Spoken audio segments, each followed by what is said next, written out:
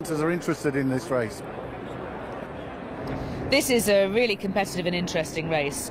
So let's go through these horses once again. You've seen them in the paddock, but we can talk about them now in a little bit more detail. Resonant is the favourite just about, and he has really showed improved form. 10 lengths, he beat a decent horse at Newmarket in a maiden event. And then you were feeling that he went a little bit too hard and yet still managed to beat Darshini at Goodwood. Yeah, they ran him very sensibly. He won that race at Newmarket, reasonable time, and it was a pretty good race. And they ran him fairly quickly afterwards because he'd been reassessed and was going to go up considerably in the weight. So they ran him as a well-handicapped horse. And in theory it worked out well for him, but I thought he went plenty hard enough early on that day. In the end, I think that explains why he was slightly coming back to them at the end. It was only 9 furlongs, it was 10 furlongs he won at Newmarket. In short, I think he did pretty well to win that day. My only worry for him, I think a £9 rise, particularly on the Newmarket form, still makes him a well-handicapped horse in my view. My concern about him would be he may not. He does appear to be best making the running. Both his wins have come making all, and he has got possible competition for the lead. So I think what happens in the first 2 furlongs is quite important for him. Yes, so Resonant is the horse we're talking about in the green colours with the red cap. William Buick riding for Mark Johnson, and that horse is proven on good to firm, which leads me to the theme for the rest of the show, which is what kind of ground are you basing your thoughts on here today? Well, I thought yesterday's was, I think it would be absolutely fair to call it good ground. Every race was about a second above standard, and given the quality of the animals, I thought that was right. It got to ride quicker, hasn't it, today? Sure, I mean there is a wind and it might be slightly against, I think, but in the straight. Yeah, but I think that he's got to ride quicker. I mean, it must do, because we've had a dry 24 hours. I was slightly surprised. I'm no judge of this, but I wouldn't have been surprised if they put 2 or 3 millimetres on overnight just to keep it as the ground it was yesterday. He doesn't like doing it, does he? And I understand that. I understand. And to be fair, it's good fast ground. So, but I'm expecting it to be fast. In my mind, I'm calling it good to firm. Okay. So that theme is going to come up during the course of the show. Stravaganti, who has last run when behind Jack Hobbs, beaten 12 lengths in the end, and obviously ran into a very good horse, probably was a little bit too far back. First time I've ever seen a track like this.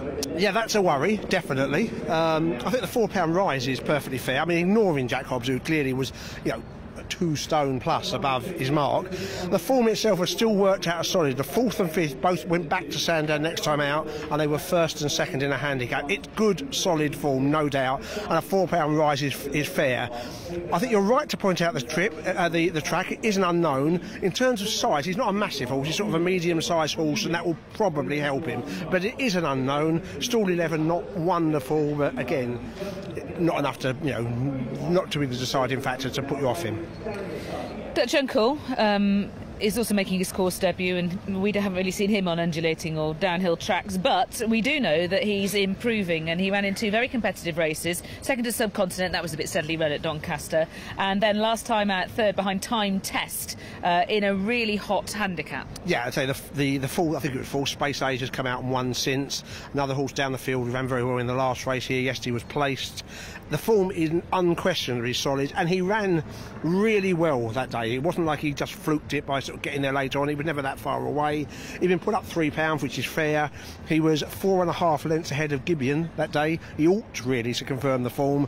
And I'm not surprised. I think Dave said he'd been supported in the market. Well, he probably was overpriced this morning. That's good mile and a quarter form. And then we've got Sharkus, who is improving. He won at Chelmsford over a mile on his seasonal debut, and then we're 2nd at Sandown behind Mutarakas last time. He's been put up £3 for this. Now, he is stepping up by 2 furlongs in trip. If you go widely or further back in his dams family, you can get some encouragement, but more immediately there's less. Yeah, I think it's at the very least unproven, and I have a slight doubt. The other I have no problem with the form. Mutarakas won off a considerably higher mark. I think it was a £10 higher mark next time in a good race to Haydock. Used to be called the Cecil Frail, I can't remember what it's now called, but anyway, a valuable handicap at Haydock. So the form is good. He was well positioned though, Sharkis, at Sandown. He was in the right place throughout, and that can flash you just a touch, and he has got that stamina to prove. Again, up £3, fair enough.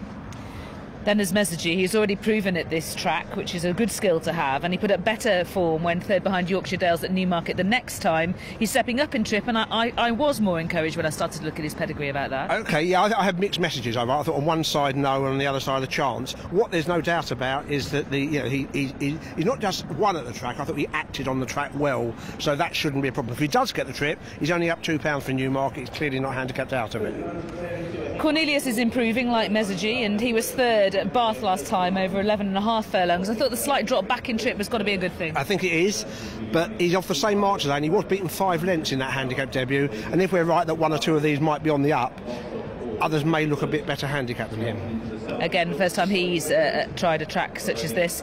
Cosmic Ray, we should mention as well. He's wearing a hood for the first time, and he's shown improvement on his last 3 starts. But the trip, again, the step up didn't convince him. Well, particularly as in over shorter trips, he's been taking the pull. If he takes the pull here, he'll struggle. And I'm not surprised they put a hood on him for the first time. Yeah, a few horses ran well yesterday, Andrew Balding, in the handicaps, but he needs the hood to help him settle. Is it possible that we're underestimating Cumro? Possibly. The handicap has stuck him up £11. I say it wasn't a handicap he won last time out, but his rating improved by 11. It did get a boost I think it was last week when Sir Isaac Newton won, so he may not have been just that Sir Isaac Newton underperformed. It might be that Cumro is clearly improved, but going into Chester, no one thought he was a 90 horse. Is he a 90 horse? That's the problem. And to date, his best form was with some cut. Plenty of cut that day at Chester. So, yeah, he had doubt on both those scores. And of the bigger prices, we've done one of the 16-to-1 shots, but 16-to-1 and upwards, is there anyone you really want to say? 10% I want to mention simply because he was really progressive at the end of last year. I've got my doubts about the trip for him, but he won a nursery at Windsor on his final start, having won a Sandown Maiden. I didn't think the mark was terrible. He's £7 higher than winning at Windsor. But again, I didn't think it was any guarantee that he was going to get 10 furlongs, but interesting nonetheless. And Gibeon, as you mentioned, is one of the pace angles in the race, but there are a few. Yeah, well, I've got Gibeon, Resonant, Temper Tantrum, and 2 other horses, Cornelius and Cosmic Ray, have both been prominent in the past. So we'll have to see. The first 2 furlongs will get people quite active in the in-play market, I think. Stravagante needing some persuasion in order to join the rest of them in the stalls. Just a couple more left to go forward. And I think they're coming forward nicely at this point. So it's a real banner day for horse racing, of course, the Investec Derby Festival. This is the culmination today, and therefore in the commentary box we have the services of Richard Hoyles, who'll be calling them all home tier today. That's it, all in for the opener, the Investec Private Banking Stakes, and they're off. Crowd sends the field away. First race on Derby Day. Resonant and also Gibeon up there early on. Battle for the lead is won by Gibeon. Resonant accepts it in second place. Keen with Cosmic Ray also racing in a handy position. The grey Cumro is in 4th place as Resonant is a little bit caught on the leader's heels. Dutch Uncle races in 5th, just ahead of Taper Tantrum. Behind these in midfield at what appears a decent pace, we have Sharkis, who is in about 7th place as they continue their journey down the back straight. Racing in about 8th is Taper Tantrum, who's towards the inside. Lostock Hall is towards the outer. At the back of the field early on, Tad Keek in the black cap, just preceded by Stravagante, who's also given time to find his feet, in company as well with Steady Major. So they're making their turn and beginning to run downhill, and out in front it's Gibeon who leads from Cosmic Ray in 2nd place. In 3rd is Cumro ahead of Resonant, who races in 4th place. Ahead of the striped cap of Sharkis, the red and light blue of Dutch Uncle is in 6th, ahead of Taper Tantrum and the pale jacket of Cornelius. Lostock Hall on the outside of Mazagi, then towards the inside rail, Steady Major in the noseband. Stravagante is a little bit off the rail, and last of all the black cap of Tad Keek as the runners continue to descend and now approach Tattenham Corner.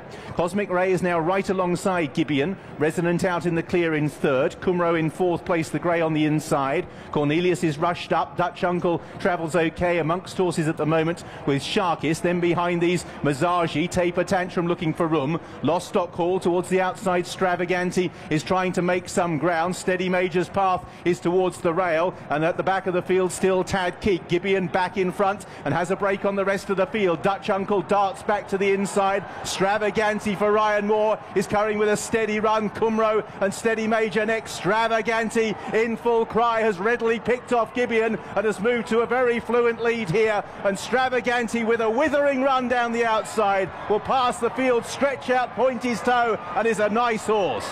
Stravaganti beat Gibeon, Taper Tantrum up for third, Dutch Uncle didn't get home in fourth, Massagey and Cosmic Ray.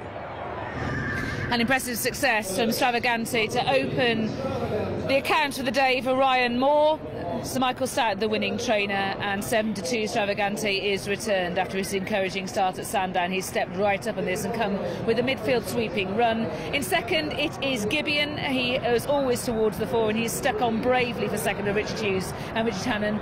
Third is Taper Tantrum on his seasonal debut for Michael Bell. I'm pleased with that performance. Tom Queally on board, and Dutch Uncle, who didn't get the clearest of runs, he has finished seventh. But a good success. Stravaganti clearly a handicapper on the up. Yeah, 6-4 Jack Hobbs for the Derby, isn't it now? He is a handicapper on the up. He gave him time to find his stride. He ignored what looked a pretty strong pace. There was a number of front runners. They did take each other on. It definitely, you'll see here, did do for Resonant. That was the worry with him going into it. He wasn't able to lead for a little until he got him switched to the outside. He was doing too much. To be fair, Gideon, who did dispute it, has run a Stormer. He's reversed the form with Dutch Uncle. For whatever reason, he's run a much better race today than he did at Newbury, and so that was a really solid run.